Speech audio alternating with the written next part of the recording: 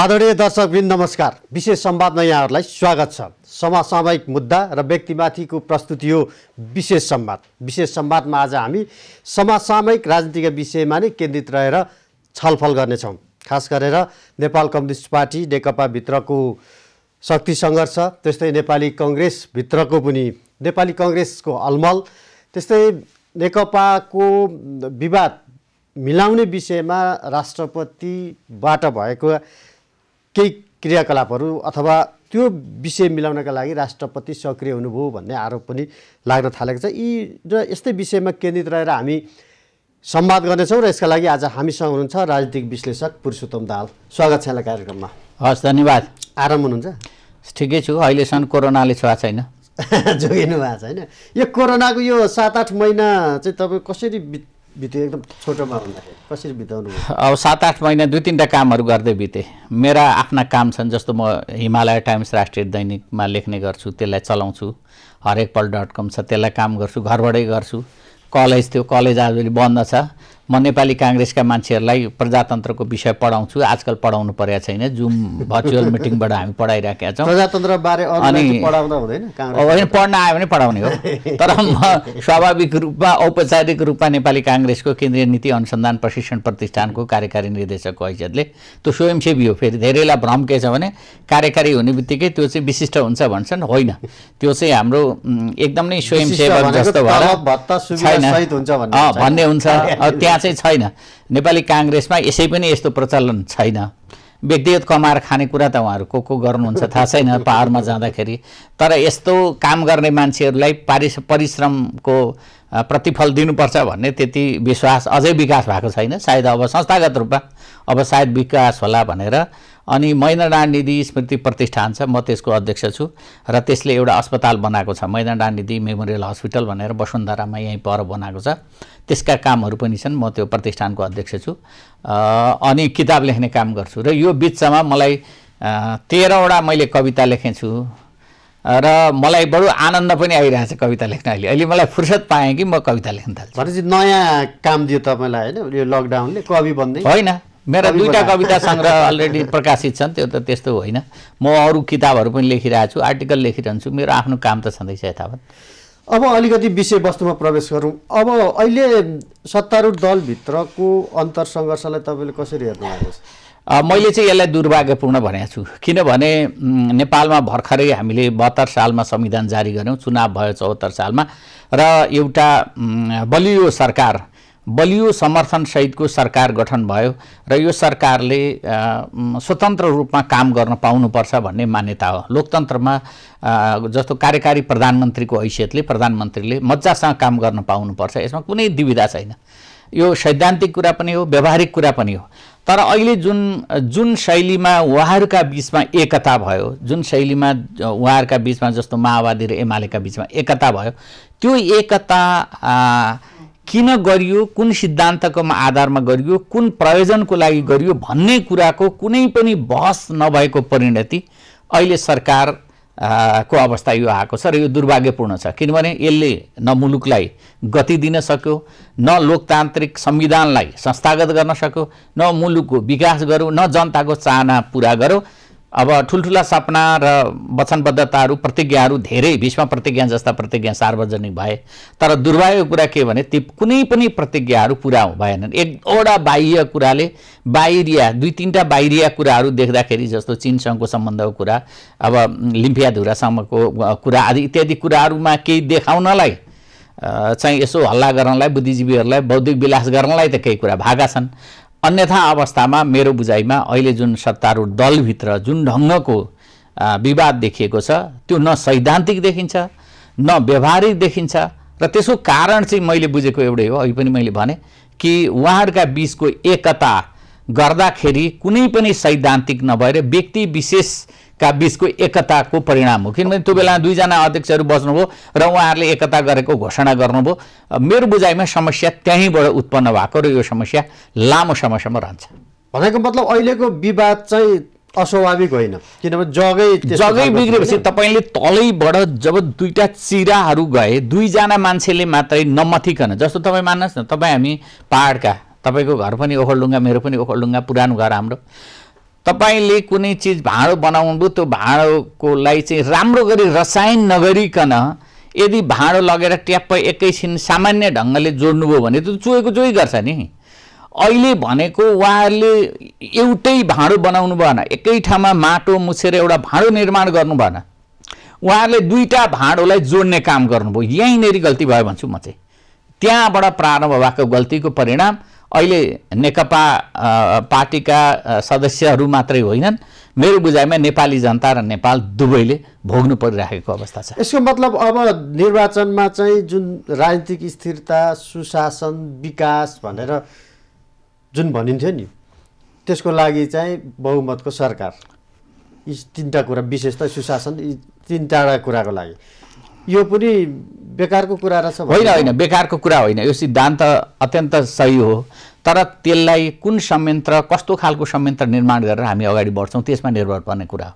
जस्तो चाहिँ बलियो सरकार राजनीतिक स्थायित्वको निम्ति जरुरी छ, बलियो सरकार विकासको आधार खडा गर्न चाहिँ हुन्छ, बलियो सरकार अन्तर्राष्ट्रिय समुदायले त्यसलाई विश्वास गर्छ, बलियो सरकार भयो भनेदेखि उसका छिमेकीहरूसँग सम्बन्ध राम्ररी राख्न सक्छ र सम्पूर्ण जनताको विश्वास आर्जन गर्न सक्छ। यो सिद्धान्त अत्यन्त उचित छ र त्यसले सुशासन पनि चाह्यो भने दिन सक्छ, चाह्यो भने।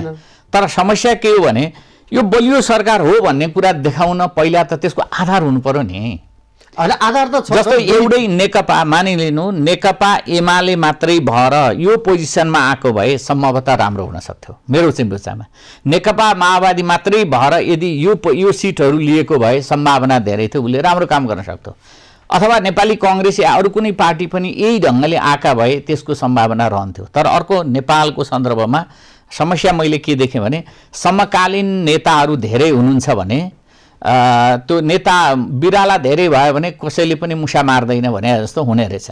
एउटै पुस्ताका समान तहका नेताहरू धेरै भयो भने हुँदो रहन्छ। जस्तो नेपाली कांग्रेसको हामीले 48 देखि 50 सालको दौरानमा देख्यौँ।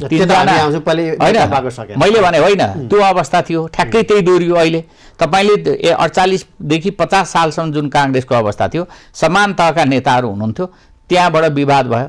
56 सालपछि ठ्याक्कै त्यही रिपिटेसन भयो, त्यहाँनेरि विवाद भयो। अहिले ट्याक्कै नेकपा भित्रको हालत पनि त्यही अवस्था देख्दैछु मैले। अहिले यो आउनको कारण चाहिँ अब त्यहाँ त तीनवटा समूह त स्पष्ट देखिन्छ। एकले अर्कोलाई दोष लगाउँछ।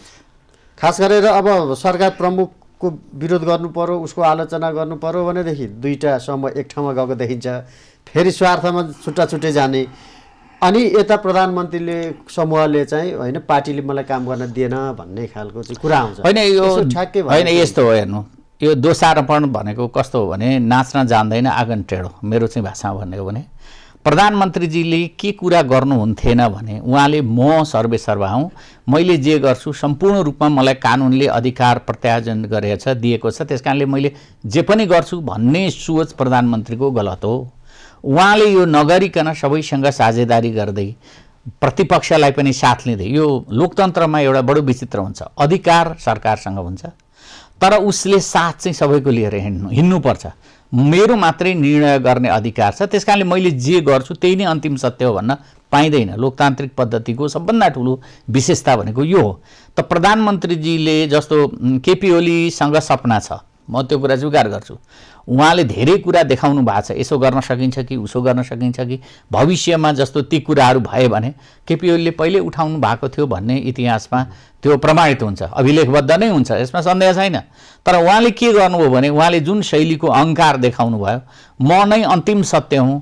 जस्तो पहिला लुई 14को हामीले इतिहासमा पढ्थ्यौँ, फ्रान्समा आई एम द स्टेट भनेर उहाँले डिक्लेयर गर्नुहुन्थ्यो, अर्थात् म नै राज्य हुँ भन्ने। ठ्याक्कै उहाँले के गर्नुभयो भने सरकार भनेको म हुँ, प्रजातन्त्र भनेको म हुँ, देश भनेको म हुँ, प्रधानमन्त्रीले जे गर्छ त्यो निर्णायक अधिकार उसैसँग छ भन्ने त्यो भ्रम उहाँले पाल्नुभयो। पहिलो कुरा त्यो गल्ती हो उहाँको। दोस्रो कुरा के भयो भने उहाँहरूका बीचको सहमति सुरुमा के आयो हामीले सुन्यौँ, दुईटा अध्यक्षहरूले अढाई वर्ष शासन गर्ने, प्रधानमन्त्रीत्व लिने भन्ने उहाँहरूका बीचको सहमति भनेर हामीले मिडियामा पढ्यौँ। उहाँहरूले पनि हो होइन हो होइन हो भन्दा हो होइन भन्दा यस्तो मुन्टो हल्लाउने काम गर्नुभयो। हो कि होइन थाहा भएन, उहाँहरूको कुनै डकुमेन्ट्सहरू देखिएको छैन, सार्वजनिक भन्ने कुरा भयो, प्रमाणित भयो। अब भयो के भने उहाँहरूको यो हो होइनको समस्या उहाँहरूका बीचमा रह्यो, त्यसले जटिल भित्र आन्तरिक रूपमा स्वाभाविक रूपमा द्वन्द्व खडा गर्यो। तेस्रो कुरा मैले देखेँ के भने नेकपा एमाले भित्रै ठुलो समस्या थियो। नेकपा एमाले भित्र शीर्ष 4 जना व्यक्तित्व 5 जना व्यक्तित्व हुनुहुन्थ्यो। अब यदि हामीले राष्ट्रपतिजीलाईसम्म जोड्ने हो भने 5 जना, नभए निर्णायक ढङ्गका 4 जना हुनुहुन्थ्यो। चाहिँ अहिलेको प्रधानमन्त्री ओलीजी, पहिलाको प्रधानमन्त्री माधव कुमार नेपालजी र झलनाथजी अनि वामदेव गौतम। 4 जनाको बिचमा चाडा पक्षहरू थिए, चाडा दिशाहरू थिए उहाँहरूका।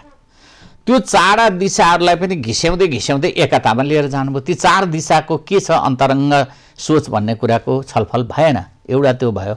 दोस्रो कुरा जस्तो माओवादीभित्र पनि त्यही अवस्था थियो। शीर्ष स्थानमा त हुनुहुन्थ्यो पुष्पकमल दाहाल प्रचण्ड, तर अब उहाँबाट बाबुरामजीहरू त अलग्गिसक्नु भएको थियो, एउटा ठुलो हाँगो। तर भित्र पनि त पन्पिराखेका थियो नि, अरू समूहहरू पनि सायद भित्र उहाँभन्दा मुनि अरू समूह पनि थियो होला, त्यहाँ पनि स्वार्थ कतै न कतै विभाजित थियो होला। त त्यसको परिणति के भयो भने अब आज देखिराखेको छ। मूल कारण चाहिँ त्यो हो, विवादलाई लगेर मिसाइयो। सबैतिरका विवादहरू एक ठाउँमा ल्याएर मुस्न खोज्दाखेरि उहाँहरूको यो हकीकत भयो। मैले चाहिँ देखेको त्यो। अब अहिले तपाईँले भन्नुभयो सरकारले जस्तो, अब तपाईँलाई मैले एउटा रमाइलो कुरा सुनाइदिइहालौँ, यो प्रसङ्ग बिर्सिन्छ फेरि भरे। प्रधानमन्त्री केपी ओली आजको संविधान, आजको परिवर्तन, आजको सङ्घीयता, आजको गणतन्त्रलाई सबैभन्दा बढी उडाउने र अस्वीकार गर्ने मान्छे हो।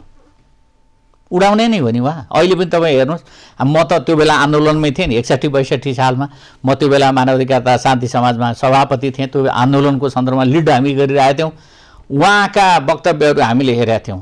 उहाँले अहिले पनि फेसबुकमा जानुभयो भने सामाजिक सञ्जालतिर उहाँका यति विधि वक्तव्यहरू छन्, पुराना कुरा पढ्ने हो भने उहाँको विश्वासै छैन। अहिले पनि तपाईँले पावरलाई केन्द्रीकृत गर्नुभएको छ। जस्तो एकात्मक राज्य प्रणालीमा जसरी एकजना मान्छेमा पावर सेन्टर भएर बसेको हुन्छ, ठ्याक्कै अहिले त्यही काम गरिरहनु भएको छ। उहाँले प्रदेशका अधिकार पनि दिइरहनु भएको छैन। प्रदेश भनेको यो विकासका इकाइ हुन् भन्नुहुन्छ, उहाँ भाषण ठोकिदिइहाल्नुहुन्छ। तर मानिरहनु भएको छ, ती मुख्यमन्त्रीहरू पनि मानिरहनु भएको छ, प्रदेश सभाका सांसदहरू पनि मानिरहनु भएको छ यो कुरालाई।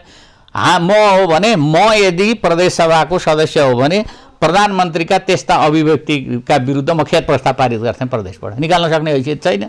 के फरक पर्यो? मैले किन यो भनेको भने उहाँको वैचारिक विश्वासै थिएन। अब दुईटाको घर्षण भयो विचारको।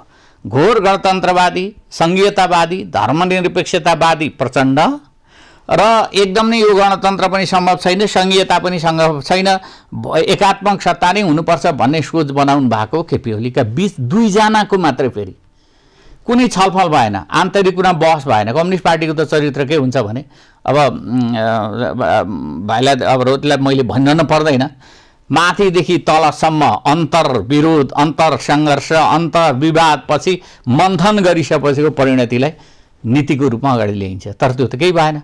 बस आजको समस्याको मूल जगमा यो रहेको छ।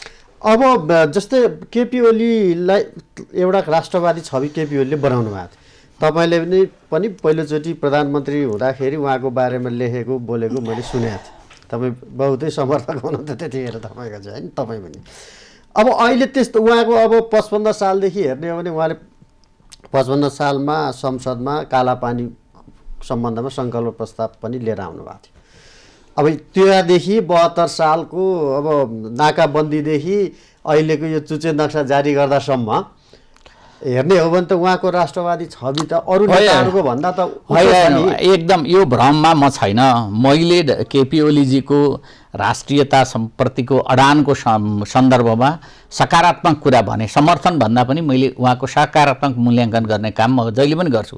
तर कालापानीको कुरा तपाईँलाई थाहा छ कि छैन, 48 सालदेखि उठेको कुरा हो। 48 सालको संसदबाट प्रारम्भ भएको यो जब 54 सालमा नेकपा एमाले चाहिँ टनकपुर सिद्ध विषयमा फुट्यो र केपी ओलीमाथि सबैभन्दा ठुलो चार्ज चाहिँ वामदेवजीहरूले लगाउनु भयो यो विषयलाई लिएर, त्यसपछि उहाँले यो मुद्दा संसदमा प्रस्तुत गर्नुभएको हो। यो एकदम नै हामी यति कुरा बुझ्छौँ कि राजनीति शास्त्रको विद्यार्थीहरू हौँ, यो कहाँबाट कता ट्रिकी गेमहरू के कुरा हुन्छन्, कसरी यस्ता कुराहरू आउँछन् भन्ने कुरा हो। उहाँले त्यो एमाले विभाजन नभएको भए के गर्नुहुन्थ्यो होला? टनकपुरमा उहाँले त्यसरी चाहिँ उहाँको इन्टरभ्यू म त्यो बेलामा रेडियो नेपालको कार्यक्रम घटार विचार चलाउँथेँ। उहाँको सबैभन्दा लामो, मैले 30 मिनट लामो उहाँको स्पिच दिएको छु। एउटा मान्छेको मात्रै त्यो गर्नै पर्ने स्थिति भएर मैले गरेका काम छ। त्यसमा अब खै मिडिया म्यानिपुलेसन भन्छौँ हामी गरिरहेको छौँ। त्यो मिडिया म्यानिपुलेसन अन्तर्गत उहाँको स्पिच थियो त्यो बेलामा है। उहाँले त्यस बेलामा हामी वर्षको 3 अरब, त्यो बेला 6 अरब या 3 खरब कति भन्नुभएको छ, ठ्याक्कै म एक्ज्याक्ट मैले अहिले फिगर बिर्सेँ, नेपाललाई फाइदा हुन्छ भनेर भन्नुभएको थियो उहाँले। अर्को सालबाट सुरु हुन्छ भन्नुभएको थियो उहाँले। गजब। मैले त्यो भाषण दिएँ उहाँलाई। मैले किन यो कुरा उठाएँ भने उहाँले 55 सालमा, अहिले धेरै या चर्चा हुन्छ, 55 सालमा उहाँले कालापानी नेपालको हो भनेर प्रस्तुत गर्नुभयो। त्यो किन गर्नुभयो, कुन रूपमा गर्नुभयो, त्यो कुरा हामी कहिले ख्यालै गर्दैनौँ। ठिक छ, अहिले प्रमाणित होइन। एउटा कुरा अहिलेको कुरै होइन, नेपालको इतिहासमा बदमासी जस्तो भारतले गर्यो बदमासी सबलाई थाहा छ। कुन बेलामा सुरु गर्यो त्यो बदमासीको कुरा, त्यो बारेमा अब यत्रो विद्वान विशेषज्ञहरूले छलफल गरिसके, यो बारेमा हामी धेरै अन्तरङ्गमा नछिरौँ। तर राष्ट्रवादी छविको चर्चाको कुरा गर्ने हो भने त्यो चाहिँ कस्तो भने 2072 सालमा संविधान जारी गर्दाखेरिको प्रथम अडान कसले राख्यो? संविधान जारी गर्दा को थियो प्रधानमन्त्री? सुशील कोइराला होइन। पछाडिपट्टि को हुनुहुन्थ्यो त्यो कुरै हुँदैन। जसको नेतृत्वमा भयो अहिले यो सरकारका राम्रा कामहरू जतिको नायकत्व कसको हुन्छ? केपी ओलीको हुन्छ। नराम्रो कामको जिम्मेदारी कसको हुन्छ? उहाँसँगै हुन्छ। हो त्यस्तै हो। 2072 सालमा को नायक खलनायक पछाडिपट्टि हुनुहुन्थ्यो त्यो जरुरी भएन। तर हुनुहुन्थ्यो को प्रधानमन्त्री भने सुशील कोइराला हुनुहुन्थ्यो।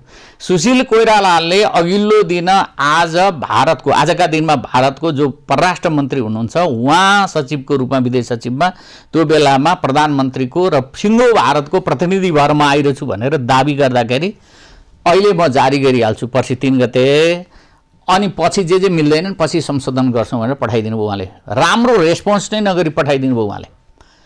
जब उहाँले संविधान जारी गर्नुभयो त्यसपछि लगत्तै के भइदियो भने भारतीयहरूले टसमस गरिहाले, हाम्रोमा त बन्द गर्न सुरु गरिहाले। त्यही बिचमा ओलीजी आउनुभयो प्रधानमन्त्री भएर। त त्यो सुशील कोइरालाले बनाएको सिँढीमा उहाँले टेक्नु भएको हो। यहाँ धेरैलाई के भ्रम छ भने सारा सामना गर्नुभयो। सामना त सुशील कोइरालाले गरे हो नि। तर संविधान जारी गरे पनि तपाईँको चाहिँ बाँकी केही कुराहरू पनि त थिएन नि। तपाईँको चाहिँ चाहे सङ्घीयताको कुरा गरे पनि सङ्घीयतामा त केही पनि थिएन, बनिसकेको अवस्था थिएन। संविधानमा पनि अब संविधान त बन्यो, झन्डै 300-400 कानुनहरू भन्न बाँकी थियो। होइन, एउटा कुरा हुन्छ, त्यो चाहिँ के हुन्छ भन्नुहुन्छ भने घर बन्यो भन्नुको मतलब घरभित्रको स्ट्रक्चर्सहरू के हुन्छ, डेकोरेसन के हुन्छ भन्ने कुरा चाहिँ फरक हो। यो के हो भने संविधानको मूल खाका जारी भइसकेपछि तपाईँले घरको मूल खाका बनिसकेपछि भित्र के हुन्छन्, भित्रको डेकोरेसन कसरी गर्ने भन्ने कुरा दोस्रो कुरा। त्यो दोस्रो पार्टमा धेरै आज पनि बनाएका छैनन्, ती कानुनहरू आज पनि बनिसकेका छैनन्। अहिले पनि 2-2.5 वर्ष 3 वर्ष भइसक्यो। अब त करिब 2 वर्ष सक्यो, किनभने चुनावको डेट त आइसक्यो। यदि ती हामीले 5 वर्षे डेट गर्ने हो भने कार्तिक मसान्त या मङ्सिर मसान्त कहाँ सकिन्छ? सकिसक्यो। अब 2 वर्ष बाँकी छ सङ्घीय चुनावको, अरू चुनावहरूको पनि। भनेपछि मैले भने नि फाउन्डेसन कसको थियो? सुशील कोइरालाको। त्यो कुरालाई केपी ओलीले पनि के गर्नुभयो भनेदेखि सुशील कोइरालाको जस्तो अडानलाई उहाँले पनि स्वीकार गर्नुभयो र उहाँले एउटा कुरा महत्त्वपूर्ण भन्नुभयो, यो नाकाबन्दी नहटेसम्म म भारतको भ्रमण गर्दिनँ भन्नुभयो उहाँले। उहाँको अडान भनेको त्यो। किनभने कुनै पनि एउटा सानो देशको प्रधानमन्त्रीले त्यो साहस गर्नु ठुलो कुरा। तर कहिलेकाहीँ के हुन्छ भने कहिलेकाहीँ त्यसले क्षति पनि पुर्याउँछ। जस्तो अहिले त्यो बेलाको कुरा, किनभने त्यसपछि त एकदम राम्रो सम्बन्ध भयो नि उहाँसँग त। उहाँले अब प्रधानमन्त्री मोदीजीलाई यहाँ स्वागत गर्नुभयो, उस्तै पगडी लगाएर स्वागत गर्नुभयो जनकपुरमा। त्यो बेलाको सुषमा स्वराज परराष्ट्र मन्त्री, उहाँले मेरो भाइ भन्नुभयो, केही महिना कान्छो हुनुहुँदो रहेछ भनेर उहाँले दाजुभाइको के भाइ र बहिनीको दिदीको चाहिँ उहाँको बिचमा साइनो लगाउनु भयो। पछिल्लो चरणमा पनि उहाँसँग राम्रो सम्बन्ध भयो। खालि यो एकदम नै पछिल्लो अवस्थामा अहिले यो चाहिँ जो कालापानी लिम्पुवा धुरासम्मको हाम्रो जमिनसँगको सन्दर्भ छ। अब यो त पुरानो कुरा हो, अहिलेको मात्रै कुरा पनि होइन। वास्तवमा सुशील कोइराला प्रधानमन्त्री हुँदाखेरि त्यही बेलामा डिप्लोमेटिक नोट चाहिँ दिइसके हो कुरो, त्यो सार्वजनिक भएको कुरो छ। तर त्यहाँदेखि यता हामीले फलोअप गरेनौँ। सबभन्दा ठुलो कमजोर कुरो के रह्यो भने त्यो बेलाको कुरालाई हामीले फलोअप गरेको भए एक। दोस्रो कुरा, यो सरकारले चीनसँग पनि यो बारेमा प्रश्न उठाएको भए, किनभने जहाँबाट लिपुलेखको जुन पोइन्टबाट चाहिँ चीन र भारतका बीचमा ट्रान्जिट उनीहरूका बीचमा चाहिँ यो यातायात सञ्चालन गर्ने तीर्थालुहरूलाई चाहिँ आवजातको बाटो बनाउने भन्ने जुन सम्झौता भयो त्यो सम्झौताले भारतलाई सहयोग पुर्यायो। त्यो हुनु हुँदैन भनेर त्यो बेलामा जस्तो प्रधानमन्त्री केपी ओली हुनुहुन्थ्यो उहाँले त्यो बेलामा अडान राख्न सक्नुपर्छ। मेरो भनाइ त्यो हो। विशेष संवादमा अब सानो विश्राम, संवाद जारी छ, हामीसँगै रहनुहोला।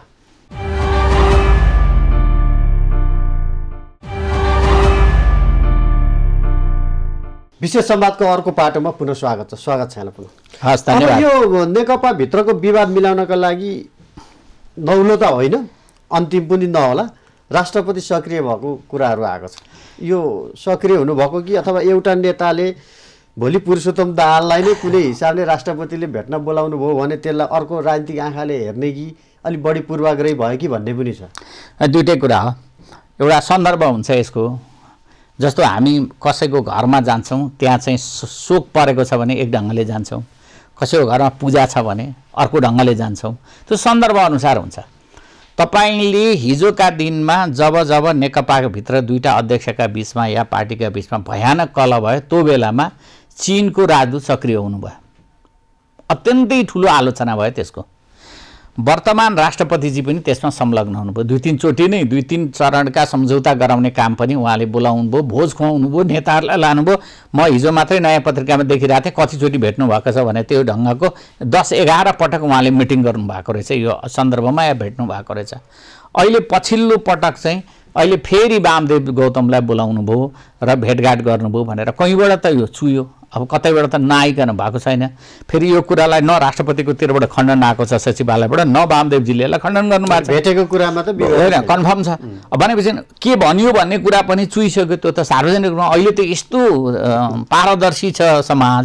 एकै क्षणमा तपाईँ कहाँ जाँदै हुनुहुन्छ, के बोल्दै हुनुहुन्छ, के खाँदै हुनुहुन्छ, कोसँग भेट्दै हुनुहुन्छ, सबै कुरा चाहिँ त्यो ऐनामा देखिए जस्तो, आफ्नो अनुहार देखिए जस्तो सर्लङ्ग हुन्छ। मेरो बुझाइमा राष्ट्रपतिजी यसरी सक्रिय हुनु गलत हो। एक दुईजना साथीहरूले मलाई भन्ने गर्नुहुन्छ, ल हिजो डाक्टर रामवरणले पनि त्यो काङ्ग्रेसको विषयमा यसै गर्नुहुन्थ्यो नि भनेर भन्ने। मेरो अलिकति फरक छ यसमा धारणा। राणा शासनको बेलामा निरङ्कुशता थियो, अहिले पनि निरङ्कुश कानुन ठिक हो, त्यसको पक्षमा म छैन। पञ्चायत कालमा चाहिँ भ्रष्टाचार थियो, मान्छेहरू मार्थे, अन्याय हुन्थ्यो, अहिले पनि किन गर्न नपाउने, यो कुरासँग मेरो सहमति छैन। काङ्ग्रेसका पालामा त भ्रष्टाचार हुने गरेको थियो नि, किन अहिले हुन पाउँदैन? ए बाबा, तपाईँ हिजोका गल्तीहरूलाई दोहोऱ्याउँदै जानुको त के अर्थ हो? त्यसो भए परिवर्तन हो त? यो त होइन नि। हिजो डाक्टर रामवरण यादवले नेपाली काङ्ग्रेसका मान्छेहरूलाई थोरै मागे, बोलाए भने र केही कुरा भने त्यही परम्परा अहिलेको राष्ट्रपतिले पनि धान्नुपर्ने त छैन नि त। तपाईँ चेन्ज भइसक्यो, यत्रो संविधान जारी भयो, यत्रो ठुलो संविधान भइसक्यो, चुनाव भइसक्यो, नयाँ चरणमा हामी प्रवेश गरेका छौँ। ए बाबा, हामीले यो देशलाई के दिने? सधैँभरि हिजो भ्रष्टाचार भएको थियो त्यस कारणले मैले आज भ्रष्टाचार गरेँ भनेर त्यही प्रमाणित गर्दै जानु पाटोबाट हेर्न सकिँदैन। जस्तै चाहिँ सत्तारूढ दल, देशको सबैभन्दा ठुलो दल जसले चाहिँ अब सरकार चलाइरहेछ, यो सरकार अथवा यो पार्टीमा अलिकति विभाजन फुट आयो भनेदेखि देशलाई नै हानि हुन्छ। त्यस कारणले देशलाई हितको लागि पनि यो गर्नुपर्छ भन्ने एउटा कुरा राष्ट्र प्रमुखलाई। ठिक छ, राम्रो कुरा हो यो। म यो कुरासँग एकदम कानेरी सकारात्मक छु भने जस्तो मलाई चिन्ता छ नेकपा फुट्नु हुँदैन, म आज पनि भन्छु। कुनै पनि पार्टी फुट्नु हुँदैन भन्छु म। लोकतान्त्रिक, तर उहाँहरूसँग अधिकार त छ, फुट्ने अधिकार। त्यो अधिकारलाई रोक्न पनि सकिँदैन हामीले। तर मुलुकको विकासको निम्ति, जनताको विकासको निम्ति हामीले जुन अहिले परिवर्तन ल्याएका छौँ, आधारभूत परिवर्तन यो मुलुकमा भएको छ, त्यो आधारभूत सैद्धान्तिक संवैधानिक परिवर्तनलाई संस्थागत गर्नको निम्ति राजनीतिक दलहरू बलिया हुनुपर्छ भन्ने मान्यता मेरो पनि छ। म पनि एउटा यो देशको नागरिक हुँ। जस्तो राष्ट्रपति पदले फरक हुनुहुन्छ जिम्मेदारीमा, म पनि त्यत्तिकै जिम्मेदार नागरिक हुँ नि त। म पनि सोध्छु, उहाँले पनि सोच्नुभयो, राम्रो कुरा हो। तर मेरो बुझाइ के हो भनेदेखि त्यो राष्ट्रपति संस्था भनेको चाहिँ नेकपा एमालेसँग मात्रै सम्बन्धित छैन। त्यो राष्ट्रपति संस्था भनेको चाहिँ केपी ओली र पुष्पकमल दाहालसँग मात्रै सम्बन्धित छैन। कांग्रेसको विवाद भयो भने पनि उहाँले मिलाउन लाग्नु पर्यो, यसको मतलब होइन। मैले त्यो भन्दिनँ, त्यो गलत हो। कुनै पनि पार्टीभित्रका विवादमा राष्ट्रपति खेल्ने काम गर्नु हुँदैन। काङ्ग्रेसको मात्रै होइन, भोलि अरू पार्टीका पनि विवाद होलान्। कुनै पनि पार्टीको विवादमा पार्टीको राष्ट्रपति कम्तीमा पनि हामीलाई अन्तिम संरक्षक हो। यो संविधानको अन्तिम संरक्षक हो, संविधानको पालक हो, सम्पूर्ण अधिकार उहाँसँग छ। अधिकारविहीन सबै अधिकार जति राष्ट्रपतिसँग छ।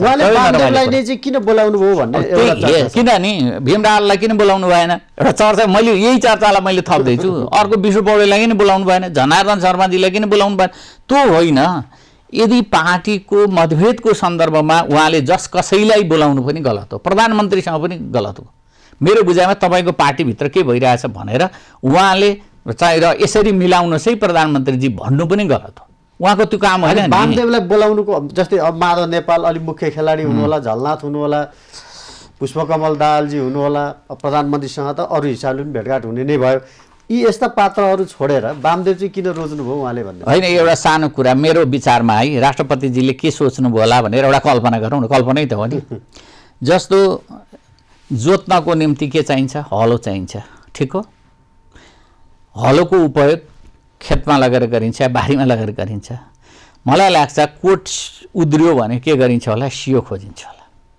भूमिका भनेको त्यो हुन्छ नि त।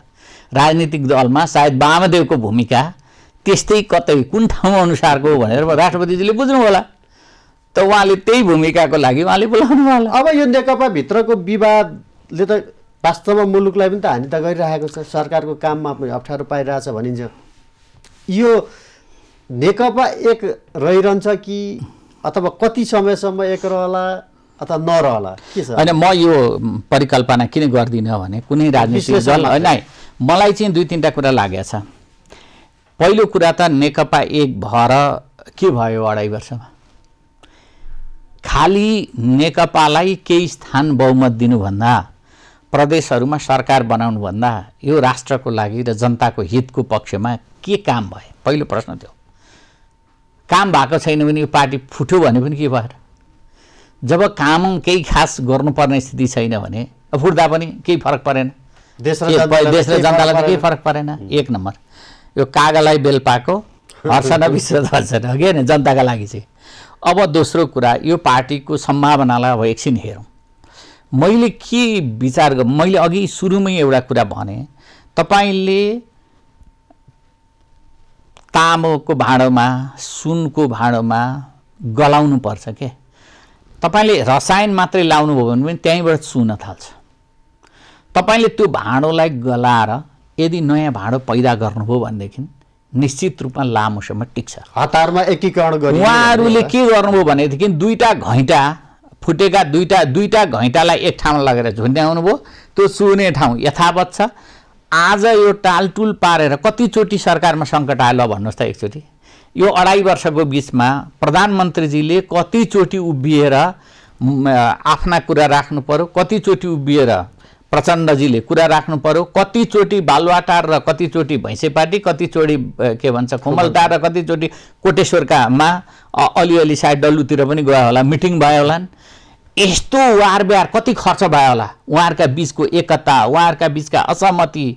अब हिजो चाहिँ मुखै खोलेर प्रधानमन्त्रीजीले बोल्नुभयो, म रेजिग्नेसन गर्दिनँ। म एकदम सहमत छु। किन राजिनामा गर्ने? उहाँले देश बर्बाद हुन्छ अरे होइन, देश बर्बाद बुझे।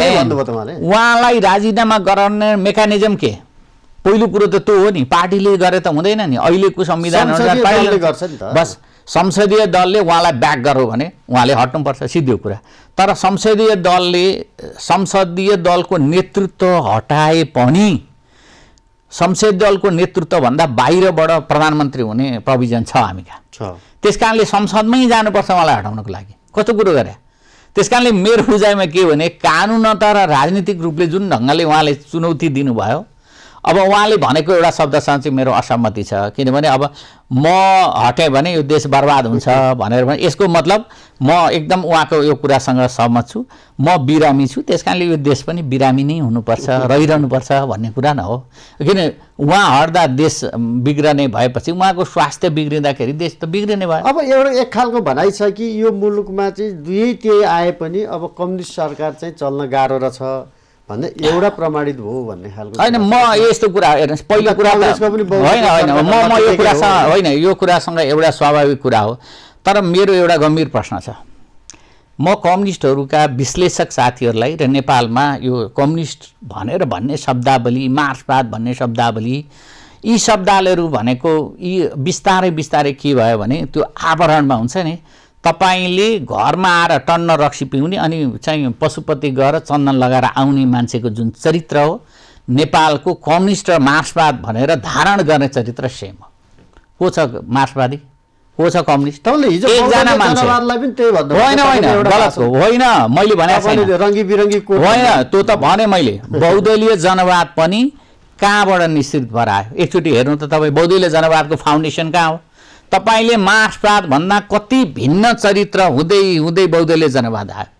त्यो एउटा सिद्धान्तको कुरा थियो। मैले के भने कम्युनिस्ट र मार्क्सवाद भनेको आजका दिनमा मैले ठ्याक्कै उदाहरण बनाएको यही हो। टन्न रक्सी खान्छ, टन्न जे पाए त्यही गर्छ, उपद्रो गर्छ, अनि बिहानै कुद्दै कुद्दै पशुपतिमा गएर चाहिँ चन्दन लगाएर आउँछ। यो कम्युनिस्ट र मार्क्सवाद त्यही हो बाबु। त्यसकारणले नेपालमा कम्युनिस्ट या मार्क्सवादी शासन बिग्रियो या भत्कियो भनेर भन्नुको के अर्थ छैन, किनभने त्यो छँदैछ। अब हामी कार्यक्रमको उत्तरार्धतिर छौँ, अलिकति प्रमुख प्रतिपक्षी दलको नि कुरा गरौँ यसको अलमलको बारेमा। पहिलो कुरा त हेर्नु, नेपाली काङ्ग्रेस अहिले घाइते भएर लडिरहेको हो है। त्यो घाइते भएर होइन, उठ्नै नसक्ने होइन, होइन त्यो त म भन्दिनँ। कोमामा होइन, घाइते भएर सुतिरहेछ। किनभने 48 सालदेखि करिब करिब यता उता हुँदै पावरमा कतै न कतै बसिरहेको पार्टी। अहिले पनि धेरै स्वाद पाएका नेताहरू त्यहाँनिर बस्नु भएको छ। अनि अहिले पनि सपना के देखिरहनुहुन्छ भने हामी पावरकै यताउति छौँ भन्ने भ्रम पालेर बस्नु भएको छ। हामी सबैले बुझाइएको कुरा के हो भने मुलुकको सबभन्दा पुरानो लोकतान्त्रिक पार्टी, अब अहिले त गणतान्त्रिक पार्टी पनि भन्न मिल्छ, लोकतन्त्रको आन्दोलन गरेको पार्टी भनौँ न, त्यसरी भनौँ न राम्रो। तर अब लोकतान्त्रिक पार्टी त होइन जस्तो देखियो। अब विधिमा चल्दैन, विधानमा यहाँसम्म पुग्यो कि एउटा महाधिवेशन पार्टीको गर्न नसकेर यहाँ अब 6 महिना बाँकी छ, त्यो नि भएन, संविधानै चेन्ज गर्नुपर्छ कि काङ्ग्रेस बचाउनलाई जस्तो भएको छ होइन। कसरी लोकतन्त्र? नै एकछिन, यो चाहिँ परिस्थितिले गर्ने कुरा हो। अब कोभिड यसै गरी बढ्दै गयो, दिनमा 3000 5000हरू जाँदै गयो, दिनमा होइन 40 जना 50 जना, त्यो उनीहरूसँग राइट थियो, संविधानले दिएको अधिकारसँग प्रयोग गर्न मिल्दैन नि त। अब नेपाली काङ्ग्रेसको अहिलेको सन्दर्भ भन्ने हो भने नेपाली काङ्ग्रेस वास्तवमै भन्ने हो भने एउटा गम्भीर मोडमा छ भन्छु म चाहिँ व्यक्तिगत रूपमा। अहिले पनि म नेपाली काङ्ग्रेससँग जोडिएको मान्छे हुँ कुनै न कुनै रूपमा, यद्यपि मसँग सदस्यता छैन, सबैभन्दा रमाइलो कुरा है। तर मैले के भने नेपाली काङ्ग्रेसको अहिलेको अवस्था भनेको एकदमै धेरै हिसाबले कमजोर अवस्था छ। तर आम नागरिकको कुरा गर्ने हो भने राम्रो लोकतान्त्रिक शक्ति चाहिन्छ र फेरि त्यो नेपाली काङ्ग्रेसको विकल्प पनि देखिरहेको छैन। मुख्य कुरा त्यो हो, त्यो समस्या हो। त्यसकारणले मेरो बुझाइमा के हो भने नेपाली काङ्ग्रेसले अहिले बलियो प्रतिपक्षको रूपमा कसरी प्रस्तुत हुने, आफूले कसरी प्रस्तुत गर्ने भन्ने कुरा चाहिँ एउटा सोचनीय छ। जस्तो एकातिर चाहिँ अहिलेको कम्युनिस्ट पार्टीको सरकार छ, त्यो सरकारको भूमिका एकातिर छ, अर्कोतिर प्रमुख प्रतिपक्षको हैसियतले उसले काङ्ग्रेसले खेल्नुपर्ने भूमिका अर्कोतिर छ। त्यो भूमिकामा चाहिँ कमजोर छ। अहिले सरकारलाई सबैभन्दा सहयोग गरे कसैले छ भने प्रमुख प्रतिपक्षी दलका सभापतिले छ भन्ने भनिन्छ। किनभने अब उहाँ जे ठुल्ठुला अलि मुद्दा आउँछ ती जोडिहाल्छ। त्यसले गर्दा सबैभन्दा ठुलो सहयोग चाहिँ अहिले प्रमुख प्रतिपक्षी दलका सभापतिले गर्नुभएको छ सरकारलाई। होइन, अब मलाई चाहिँ त्यो थाहा छैन कुन मुद्दामा को संलग्न हुनुहुन्छ, मलाई त्यो जानकारी नभएको विषयमा भन्दिनँ। तर एउटा कुरा के हो भने लोकतान्त्रिक प्रक्रियामा चाहिँ छाया सरकार भनेर भनिन्छ चाहिँ प्रतिपक्षलाई।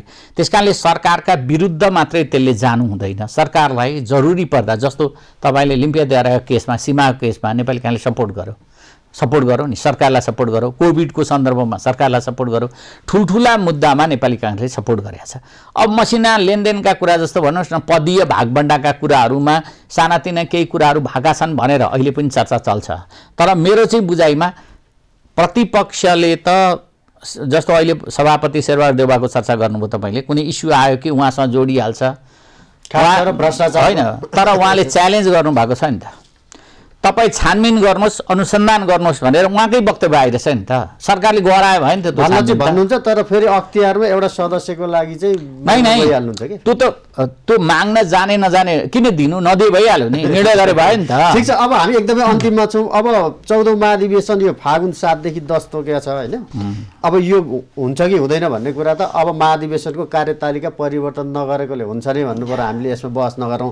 महाधिवेशन पछिको नेतृत्वको बारेमा अलिकति छोटोमा भन्दै भनिदिनु अब अहिले सबै हट्नुपर्छ भन्ने पनि आइरहेछ होइन अहिलेका चाहिँ अब जो देखिया छ पहिलो कुरा त होइन पहिलो म एउटा पत्रकार र राजनीतिको मूल्याङ्कन गर्ने मान्छेको हैसियतले मात्रै म भन्न सक्छु नेपाली कांग्रेसमा नेतृत्वको सन्दर्भमा अब नयाँ सोच भएकै मान्छे चाहिन्छ र नेतृत्व भनेको कस्तो हुनुपर्ने रहेछ भने सोचले पनि एकदम नै स्मार्ट हुनुपर्छ सक्रिय पनि हुनुपर्छ र त्यसले सम्बोधन गर्न सक्ने क्षमता र कला पनि हुनुपर्छ क्या धेरै कुरा अनि विश्वसनीयता सबभन्दा ठुलो कुरा पत्याइदिनुपर्छ अब जस्तो भन्नु न म बोल्न राम्रो सक्छु होला म यङ पनि छु होला तर मलाई आम नागरिकले र त्यो पार्टीका सदस्यहरूले पत्याउने स्थितिमा पुगेको छु कि छैन अनि म पुरानो मान्छे हुँला मान्छेहरूले मलाई पत्याइरहन्छन् कि रहँदैनन्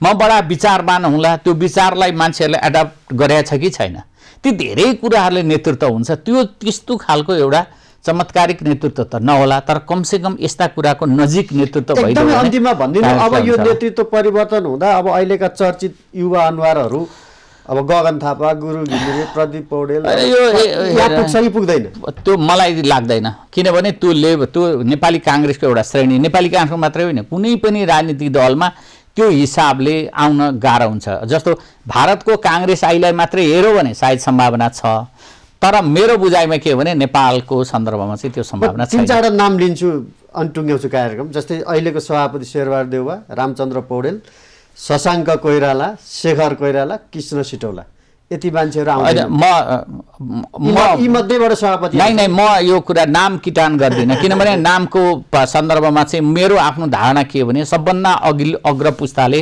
अब बिस्तारै उहाँहरूले अभिभावकत्व लिनुपर्छ नेपाली कांग्रेसलाई बनाउने र लोकतन्त्रलाई बनाउने हो भने दोस्रो कुरा अहिलेको धेरै तल पनि कांग्रेस जान सक्दैन तल्लो जेनेरेसनमा पनि कांग्रेस आउँदैन माथिल्लो जेनेरेसनमा आउँदाखेरि 3-4 जना मान्छेहरू हुन सक्छन् र त्यसको मूल्याङ्कन बिस्तारै हुनुपर्छ जस्तो तपाईले भन्नुभयो चाहिँ विमल निधि अहिले उहाँले सभापति भइरहनु भयो उहाँले सभापतिसँग या अरु नेताहरूसँग पनि कुरा गर्नु भएको छ र अहिले एउटा रिजनेबल कुरा के छ भने नेपाली कांग्रेसको 7 दशकको इतिहासमा मधेसबाट सभापति दाबी गर्ने व्यक्ति आउनु भएको छ र अरु 30 वर्ष मधेसबाट सम्भावना छैन विमलजी पछि अरु 30 वर्ष कांग्रेसमा सम्भावना छैन एउटा ठूलो पुँजी हो कांग्रेसको लागि मधेस भनेको एउटा त्यो अवस्था छ दोस्रो कुरा अब पारिवारिक लिगेसीको हिसाबले त थुप्रै मान्छे हुनुहुन्छ जस्तो शशाङ्कको कुरा गर्नुभयो शेखरको कुरा गर्नुभयो प्रकाश मानजी हुनुहुन्छ नाम छोड्नुभयो अरु नयाँ विद्वानहरू हुनुहुन्छ अब अरु पनि दाबी जस्तो डाक्टर रामशरणले दाबी गर्नु होला अर्जुनजीले दाबी गर्नु होला